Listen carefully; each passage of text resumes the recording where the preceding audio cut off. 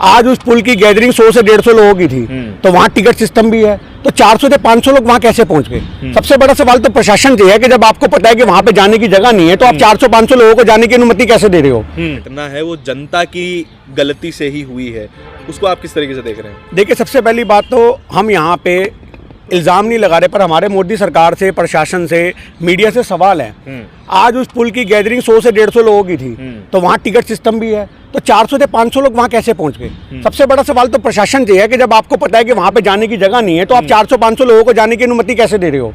दूसरी बात कि अभी जुम्मा वो आपको पता है पुल रिपेयर हुआ था, उसके बाद तुमने उसकी फिटनेस का टेस्ट करवाया, तुमने चेक करवाया कि वो पुल फिटनेस में है, पास या नहीं है, तुमने कैसे जाने दिया वहाँ पे लोगों को? ये दूसरा सवाल। और तीसरा सवाल हमारा सरकार से यहाँ पर ये है कि मोदी सरकार हमेशा ऐसे लोगों को कॉन्ट्रैक्ट क्यों देती है कि जिनका कोई वजूद नहीं होता? अब एक बात बताइए, घड़ी और कैलकुलेटर बनाने वाली कंपनी को उठा के आप कंस्ट्रक्शन के लिए पुल दे रहे हो, ये कैसे वाजिब है? क्या देश में और कंस्ट्रक्शन कंपनियां नहीं है? पर सारी बातें यहां से निकल के आती हैं कि जो गुजरात का होगा, जो मोदी जी का प्रिय होगा, जो सखा होगा, उसी को सारे कॉन्ट्रैक्ट दिए जाएंगे। तो सबसे बड़ा सवाल तो मोदी सरकार से है कि जब तक प्रशासन से छेड़छाड़ होती रहेगी, जब तक करप्शन की बढ़ली चलती रहेगी, तब तक ऐसे मुद्दे हमारे सामने आते रहेंगे। अभी आपको पता होगा 2020 के अंदर गुजरात में एक इंस्टीट्यूट में आग लगी थी जिसमें बच्चे जल करके मर गए थे। उस समय जो फायर ब्रिगेड वहां पर आई थी, उस फायर ब्रिगेड का यह कहना था कि हमारे पास एलिवेटर जो है, सीढ़ी नहीं है कि तीसरी मंजिल तक हम कैसे जाएं। मतलब फायर ब्रिगेड के बाद जो मुख्यमंत्री, 3 बार का मुख्यमंत्री और 2 बार का प्रधानमंत्री, जो अपने होम टाउन में सुविधाओं का अभाव रखता है, जो अपने होम टाउन का विकास नहीं कर पाता, और आप उससे उम्मीद करते हो कि वो देश का विकास करेगा। तो ये सबसे बड़ा मोदी सरकार से सवाल है कि आप कहते हो कि हमने देश का विकास कर दिया, हमें देश को बहुत आगे लेकर के जाना है। ऐसे आगे लेके जाओगे? जो 15 साल का मुख्यमंत्री रहा और उसके बाद 10 साल का प्रधानमंत्री रहा, वो अपने क्षेत्र में विकास नहीं कर पा रहा। मीडिया ने भी तो इस बार सवाल पूछना शुरू कर दिया, रिपब्लिक ने भी अपने रिपोर्टर भेज दिए, वो मुख्यमंत्री आवास के सामने जाके जो है वो रिपोर्टिंग कर रहे थे, सवाल पूछ रहे थे, उन्हें बाहर भगा दिया गया। मीडिया भी तो अब सवाल कर रहा है ना। देखिए, छोटी सी बात ये है कि मीडिया अपना कर्म ईमानदारी से करता तो ये नौबत ही ना आती। ये सवालों की जो झड़ी लगनी चाहिए थी मोदी सरकार के खिलाफ, बहुत पहले लगनी चाहिए थी। पर जब ये सवाल नहीं किए गए मोदी सरकार से, उस समय तो मोदी सरकार को हीरो बनाने की पूरी इनकी ख्याफत रही है। आप ये देखो कि जो इंसान हमेशा से ही गलत गलत बयानबाजी करता आता है, उसको मीडिया हीरो बनाती है। मोदी जी के सारे बयान आपने देखा, बनारस में जब वहां पे पश्चिम बंगाल में पुल गिरा, तो मोदी जी का व्यक्तव्य क्या था? उसको उन्होंने एक्ट ऑफ गॉड बता दिया कि ये भगवान की मर्जी है, भगवान आपको छेड़ना कर रहे, तो यहाँ किसकी मर्जी है मोदी जी? आप ये बात बताइए, ये पुल गिरा तो ये किसकी मर्जी है? तो बस सोचने की बात ये है कि हर मुद्दे राजनीति के नहीं होते, पर कुछ मुद्दे ऐसे होते हैं जो राजनीति अछूते भी नहीं रहते। ये पुल भी आज, जो मेरी बात सुनिए, जो पुल भी आज यहाँ पे बनाया गया और इस पुल के ऊपर इतने लोगों की मौत हुई है, बच्चे मरे हैं, उस पर सवाल खड़ा होता है प्रशासन से भी और वहां की सरकार से भी कि आपके वहां पे प्रबंध क्या थे, आपके वहां पे मौजूदा हालात क्या हैं। ये चीज ताबड़तोड़ एक्शन तो जारी है, सफाई कर्मी को, टिकट बांटने वाले, बेचने वाले को, सबको गिरफ्तार तो कर लिया गया। देखिए, एक छोटी सी बात, जब इतना बड़ा संगीन मुद्दा बनेगा, इतने लोगों की लाशों के ऊपर राजनीति होगी, तो क्यों नहीं वहां पे आपको ये पता लगेगा कि लोग पकड़े जाएंगे? यहाँ पकड़े जाना मुद्दा नहीं है, इतनी बड़ी बड़ी घटनाएं हो जाती हैं, सरकारें सोई रहती हैं। आप ये देखिए कि अस्पतालों की रिपेयरिंग हो रही है क्योंकि मोदी जी ने वहां पे जाना है। अरे वो दिन दूर नहीं है कि मुर्दों को भी सजा के रखेंगे क्योंकि मोदी जी उनको देखने आ रहे हैं। आप इस चीज को देखिए, अस्पताल में मुर्दे भी सजाए जाएंगे जैसे अस्पताल सजाया जा रहा है। अरे मरम्मत होनी चाहिए थी पुल की, हो रही है अस्पताल की। आप ये बात बताइए। अरे आप ये देखिए ना, हर चीज को छुपाने में लगे हुए हैं। जब ट्रंप यहाँ पे आता है तो गरीबी की दीवार खड़ी कर देते हैं गरीबों को छुपाने के लिए। अरे क्या क्या छुपाओगे? अस्पताल की गंदगी सोशल मीडिया के द्वारा जब हम आम आदमी तक पहुंच सकती है, तो क्या मोदी जी तक नहीं पहुंच रही? एक आदमी शर्म के मारे डूब के मर जाए, मेरी बात समझिए। मणिशंकर अय्यर जी के वर्ड आज भी याद आते हैं जो उन्होंने बोले थे, और हमें लगता है उन्होंने कुछ गलत नहीं बोला था। जो राष्ट्रों के ऊपर भी राजनीति करते हैं, आज अस्पताल के अंदर, अरे यार, एक शोक सभा में आप जा रहे हो, शोक सभा में जब एक आदमी जाता है तो वो ये भी नहीं देखता मैंने पहना क्या है, मैंने ओढ़ा क्या है। पर मोदी जी के लिए पूरा इवेंट ऑर्गेनाइज हो रहा है। अस्पताल की रात रात में सूरत बदल दी गई, रात रात में पेंट कर दिए गए। आप ये बात बताइए, ये क्या इवेंट हो रहा है क्या मोदी जी का? आज एक आप एक छोटी सी बात और बताइए। कल एक आदमी, मैं कह रहा हूं हमारी अलग से भाई साहब पानी नीचे नहीं उतरा कल से अब तक, और मोदी जी के यहाँ पे आप ये देखिए फीते काटे जा रहे हैं, ट्रेनों के फीते काटे जा रहे हैं। आप ये बात बताइए। तो ये चीज को हमारा सबसे बड़ा सवाल है कि एक इंसान कैसे हंस सकता है?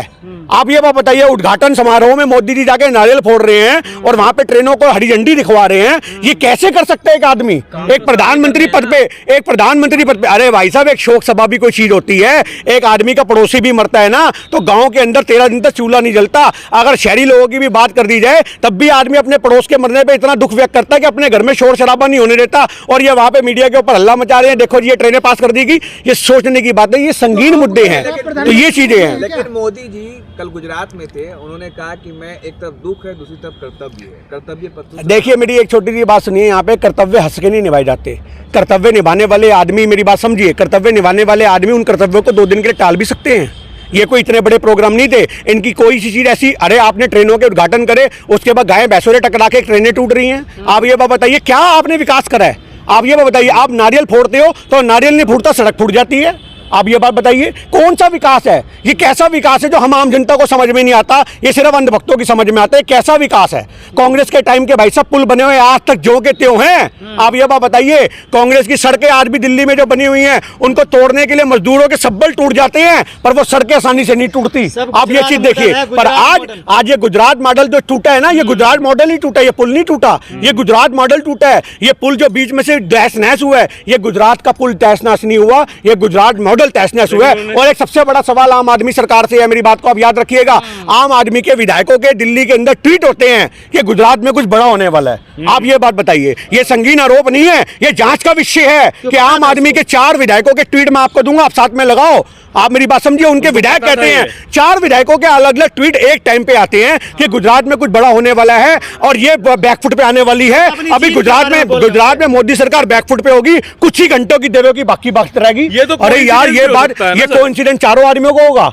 ये जांच का विषय है, ये बहुत तगड़ा जांच का विषय है। आप मेरी बात समझिए, पुलवामा के वक्त भी हमने कहा था जांच का विषय है, ना पुलवामा पे जांच हुई, ना इस पे एक शांतिप्रिय जांच होगी। अगर ये जांच सही तरीके से हुई तो पुलवामा का भी खुलासा होता कि वो 40 जवानों की जो बस थी, उस बस से वहां से लोगों को जाने कैसे दिया गया। ये सब चीजें इलेक्शन के टाइम में क्यों होती है? क्योंकि इलेक्शन के टाइम पे वोट बैंक पक्का करना होता है। और ये मैं आपको एक बात बता दूं, अगर इसकी सही महीने में जांच होगी तो ये वो बात दूर नहीं है कि ये पता लग जाएगा कि आम आदमी पार्टी को चुनावी रणनीति में फायदा पहुंचाने की कोई किफायत ना हो।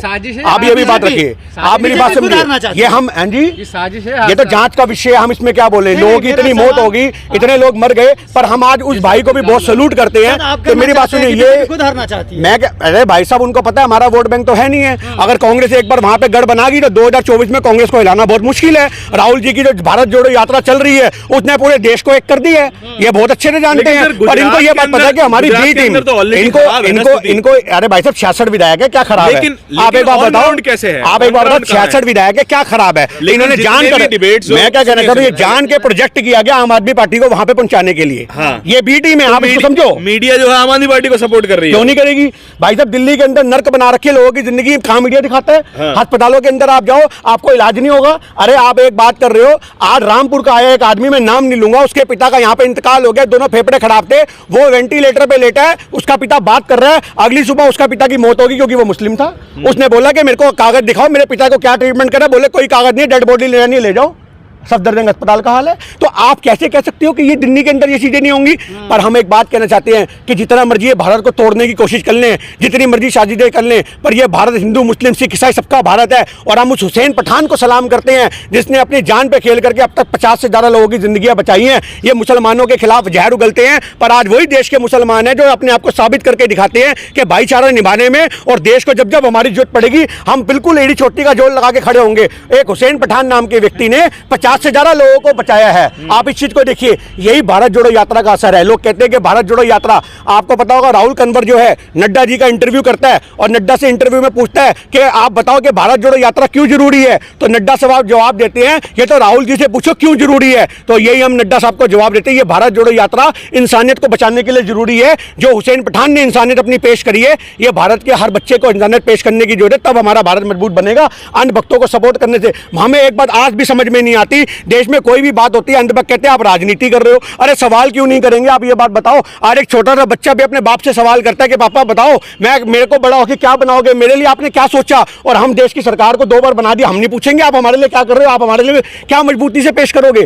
पर इस सरकार में कोई विकास नहीं होगा। हमें तो ऐसा लगता है, लोग जब पूछते हैं कि मोदी सरकार के 10 साल कैसे बीते और कैसे देखते हो, तो मुझे तो ऐसा लगता है कि मैं कोई विनाशकारी फिल्म देख रहा लेकिन सर, हूं। मैं एक विनाशकारी फिल्म देख रहा हूं जिसका अंत होने का नाम ही नहीं ले रहा। हर दूसरे दिन में किसी ना किसी की मौत होती है, हर दूसरे दिन में लोगों की शहादत होती है, हर दूसरे दिन में कहीं ना कहीं रोना होता है। ये विनाशकारी फिल्म का अंत 2024 में जरूर हो जाए, ऐसी हम कामना करते हैं। लेकिन जब कांग्रेस के जब राज्यों में हम बात करते हैं तब कांग्रेस शांत हो जाती है। राजस्थान में इतनी जातिवादी घटना होती हैं तब ये कांग्रेस का जातिवाद कोई नहीं, जातिवाद तो आदमी के दिमाग में है। ये इसमें कांग्रेस क्या करेगी? मेरी बात सुनिए, मेरी बात सुनिए। कांग्रेस की मेरी बात सुनिए, मेरे को पता है जहाँ बच्चे की बात करोगे नहीं, मैं मुझे पता है। बताऊंगा। सवाल ये है, सवाल पूरा सुनिए। प्रधानमंत्री पंजाब जाते हैं और वहाँ पे जब सिक्योरिटी ब्रीच होता है तो फिर हंगामा मच जाता है। लेकिन इतनी बड़ी घटना होती है वहाँ पे, मीडिया खामोश है, मीडिया चुप है, कुछ नहीं बोल रही है। किस मुद्दे पे नहीं बोल रही मीडिया? ये जो हादसा हुआ, ब्रिज हादसा, क्यों होगी भाई? मीडिया क्यों बोलेगी? मीडिया को अपनी नौकरी गंवानी है। आप ये बात बताइए, मीडिया को अपनी नौकरी गंवानी है। सारे एंकरों को पता है उनका क्या हाल होने वाला है। आप सरकार से एक बार सवाल तो करके देखो, आप सरकार से सवाल करके देखो, ना मीडिया हाउस बचेगा ना मीडिया बचेगी। सारी की सारी